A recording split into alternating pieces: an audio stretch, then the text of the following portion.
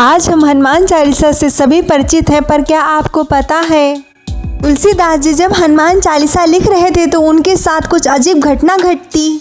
हनुमान चालीसा 40 चौपाइयों का संग्रह है। हनुमान चालीसा को सबसे शक्तिशाली माना जाता है। गोस्वामी तुलसीदास जी हर रोज हनुमान चालीसा लिखते और वह चालीसा हर रोज मिट जाया करती थी। गोस्वामी तुलसीदास जी हर रात्रि में चालीसा लिखते और उन कागजों को संभाल कर एक स्थान पर सुरक्षित रख देते थे। लेकिन जैसे ही सुबह वह देखते तो सारा मिटा रहता कागज कोरा मिलता। वह इस बात को लेकर सोच में पड़ गए कि यह मेरे साथ क्या हो रहा है।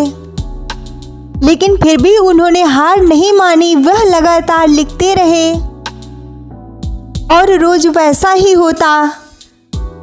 आखिर में वे परेशान हो गए तथा उन्होंने हनुमान जी महाराज की आराधना की और उनको याद किया। हनुमान चालीसा को रोज हनुमान जी महाराज मिटा देते थे क्योंकि वह नहीं चाहते थे कि उनकी प्रशंसा हो। उनकी आराधना स्वीकार करके हनुमान जी महाराज प्रकट हुए तो उन्होंने पूछा कि मैं रोज हनुमान चालीसा लिखता हूँ और रोज हनुमान चालीसा क्यों मिट जाती है।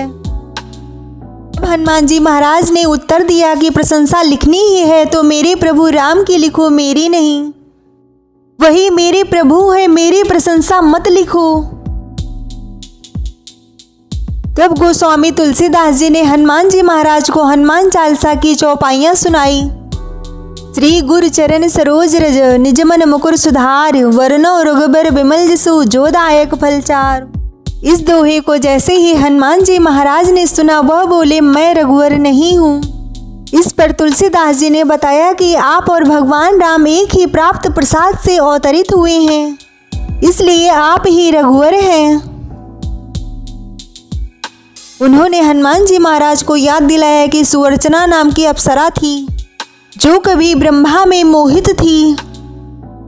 भगवान ब्रह्मा ने सुवर्चना को समझाया लेकिन वह नहीं मानी। आखिर ब्रह्मा जी ने क्रोधित होकर उसको गिद्ध होने का श्राप दे दिया और वह गिद्ध उड़कर राजा दशरथ का जो पुत्र प्राप्ति का हवन हो रहा था वहां पर जा पहुंचा और यज्ञ में जो प्रसाद बटा था उसका एक हिस्सा लेकर गिद्ध उड़ गई। उसी समय माता अंजनी कहीं दूर उपस्थित थी और वह पुत्र प्राप्ति की कामना से हाथ फैलाकर खड़ी थी। वह पुत्र की कामना कर रही थी और उन्हीं हाथों में वह प्रसाद उस गिद्ध ने गिरा दिया। उसी प्रसाद से प्रभु राम ने जन्म लिया और माता अंजनी के कोख में हनुमान जी ने। और भगवान राम ने तो स्वयं ही आपको अपना भाई बताया है। इसी कारण तो मैंने यह चौपाई लिखी है। और फिर गोस्वामी तुलसीदास जी ने कहा तो आप ही रघुवर हुए और यह मेरी चालीसा उन्हीं तथ्यों पर आधारित है। और इसके बाद हनुमान जी महाराज को आत्मज्ञान हुआ और इसके बाद हनुमान चालीसा पूर्ण हुई। अगर आपको यह वीडियो पसंद आई है तो चैनल को सब्सक्राइब और वीडियो को लाइक करें। जय श्री राम।